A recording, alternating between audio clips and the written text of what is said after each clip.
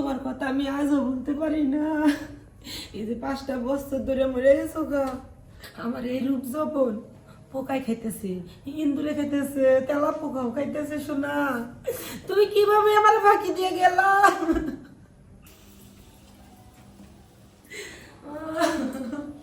তোমার কথা আমি আজও বলতে পারি না। বাসর ঘরের কথা আমার মনে পড়ছে গো। কান্না করেন না ভাবি, কিভাবে যে দিছো। কান্না করেন না। আর ভাই তো নাই, আমরা তো আছি, আমাদেরকে নিয়ে সুখে দুঃখে নাই সংসার থাকে। ভাবি কি কমো মনের দুঃখ, 5টা বছর ধরে মনে করেন যে জায়গাটা অপতিত করে হয়েছে। আর আমার জামাই আমার বাসর ঘরে কি করছে জানেন? আমার এ সামনে না দিয়া পিস দিয়ে দিছে। ভাবি ওই কথা মনে বললে আমার আজও খারাপ লাগে।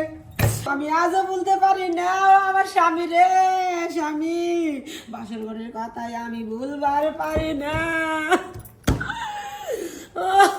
কান্দেন না ভাবি, ভাই নাই তো কি হয়েছে, দরকার পড়লে আরেকটা ভাইয়ের টাকা দিয়ে বানায়া হলো আপনারা আবার বিয়ে দেবো। তুমি এনে কি করলা সোনা বন্ধু? তোমার ভাই বাসর করে আমার সামনে না দিয়া পিস দিয়ে দিছিল, কি মজা পাইছিলাম গো।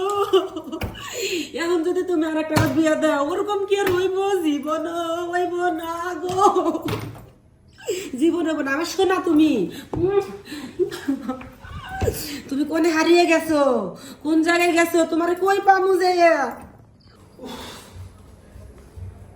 কিরে কুত্তি গাইতেছ নাকি? আর কোয়েন না ভাই, ওই যে বড় ভাইয়ের কথা মনে করে ভাবি কান্নাকাটি শুরু করে দিছে। হলো না? হ্যাঁ, কান্না করে কে লিগা? যে যাবার সে তো চলে গেছে, গাড়ি কান্না করার কি আছে? যা রূপ উপরে যা, রেডি হয়ে গা। ভাবি কান্না করতেছে নি? ভাবি কান্না করতেছে? দেখি বুঝাই টুজাই এটা সামনে জানি। আজও বলতে পারি না শোনা তোমার কথা। 5টা বছর তুমি কি আদর করছো, কি চুমা দিছো, সবাই কইছি না বাসর ঘরে যেভাবে আদর করছিলা। আহারে সামনে না দিয়ে কিভাবে পিস ও দিতে ভাবি ভাই গো। তুমি তুমি আমার কথা শুনবা, আমার জীবনটা শেষ হয়ে গেছে ভাই, তুমি তো জানোই ভালো করে। কান্না কর না, কান্না করলে শরীরটা তো ভাঙে যাবো কা ভাবি। তো বান্ধে বউ বউ এনে বউ। সুপাত বাবু, সুপাত ভাই আমি কি করবো? এই সুপাত তোমার ভাই আর আমি বসি, তোমার ভাই এই সুপার ভিতরে আমার উপর করে আছে, ঈদ করে কেমনে কেমনে কাজ করছে। এই সব কথা মনে হইলে আমার বুকটা হাইটা যায়। দেখো ভাবি, যে যাবার তো সে চলে গেছে গা, বুঝছো? তালিয়া কান্না করলে উপরে উপরে মনে করো আজাব বেশি করবো। শুনো ভাবি, কান্না করিও না। মনে হয় যে যাবার গেছে গা, ওই যে কথাই আছে না, যে যে যাবার সে চলে যাইতে দেও, নতুন কাউরে আসতে দেও। ও ভাই তুই আমার মনের কথাটা রাখবি ভাই। রাখবো নাকি? এখন মাসাল্লাহ দিলে তুই বড় হয়ে গেছিস গা। হ্যাঁ মনে করে যে আমি কালকে তুই যখন বাথরুমে গেছিস মুতবার হ্যাঁ। জিনিসটা দেখলাম, সাবান লেগে গেছে, কোনো সমস্যা নাই। এখন যদি পারস ঠিক তোর ভাইয়ের মতন করিয়া ওইভাবে ওই সিস্টেমে ওই স্টাইলে যদি আমার একটু জীবনটা সুখ দিতে পারিস ভাই, তাহলে মনে কর আমি জীবনও কানবো না, আর এই বাড়ি থেকে আমি জীবনও যাম না। কি কইলে তুমি? আমার কাছে ভালো লাগতেছে মা। কইলাম কইলা যে বাইজে ফেলে তোমারে এই সবার মধ্যে ফালাইয়া চিত করে কাট করে দিছে, অবাক করে আমি দিলে তুমি একটু শান্তি পাও।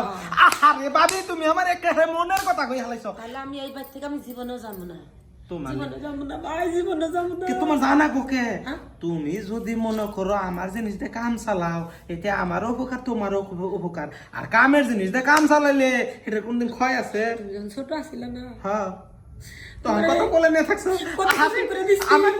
আমার মনে পড়ে কত বইয়ের মধ্যে নিয়ে বইয়ের মধ্যে ভরে নিয়ে থাকছি। মানুষ খিলাইছো।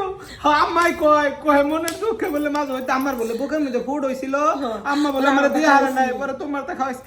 আরে হেসম যদি আমি বুঝতাম কি সুন্দর নুনডা নুনডা লাগছে মনে হয়, তাই না? আমার তো মনে হয় তখন তো আমার অরিজিনাল ওটা ভাড়ায় না, ওই যে ই বাড়ছিল আর কষ্ট করে স্যার।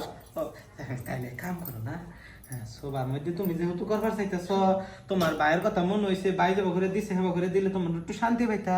তাহলে ঠ্যাংটা দুটা উঁচা করো না, দেখি দিবার হয়নি। খালি গুছা না, আমি একবার পুরো সিভিল পোশাকই তোমার লগে কাম দিব শোনা, ভালো করে এসো নাও। এই তো ভাবি আমার বুঝছে গো, একেবারে তরতাজা ভাবি, দেখি। চাল করে এসো, এসো, আসো যান। দৌড় দেও আব্বা, ও আব্বা দূর। ছি বৌমা ছি, এইটা তোমার কাছে আমি আশা করি। এই পারো এই, তোর এটা কি হয়? তোর এটা তোর বড় ভাবি, হ তোর ভাবির সাথে তোর কি? হ্যাঁ বাজান চুপ! বাজান এমনি খায়েন আপনি। আপনি দিকে আব্বা, আব্বা গো আপনার পোলা 5টা বছর আমার কি সুন্দর করে কি মজা করে কাম দিছে আব্বা, ওই কথা আমি বলতে পারি না আব্বা।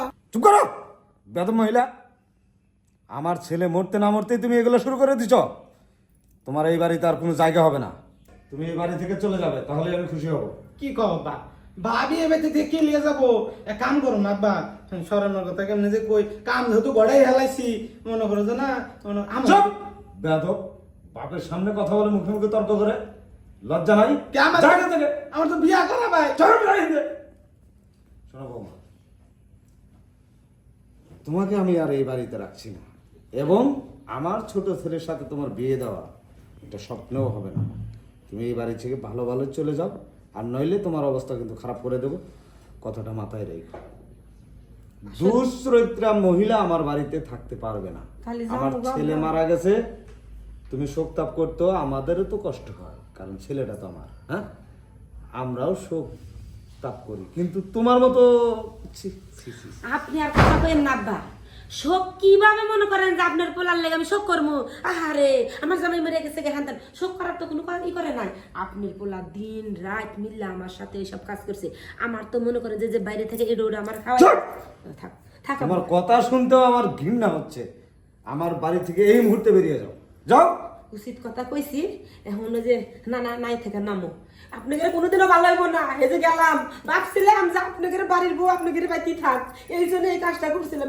যেই স্যালারে আমি ছোট থেকে পালছি, আমার বইয়ের দুধ আমার শাশুড়ির যখন ওই যে দুধের ভিতরে ফুট উঠছিল, তখন আমি আমার এই দুধ আমার আপনার এই ছোট পোলারে খাওয়াইছি।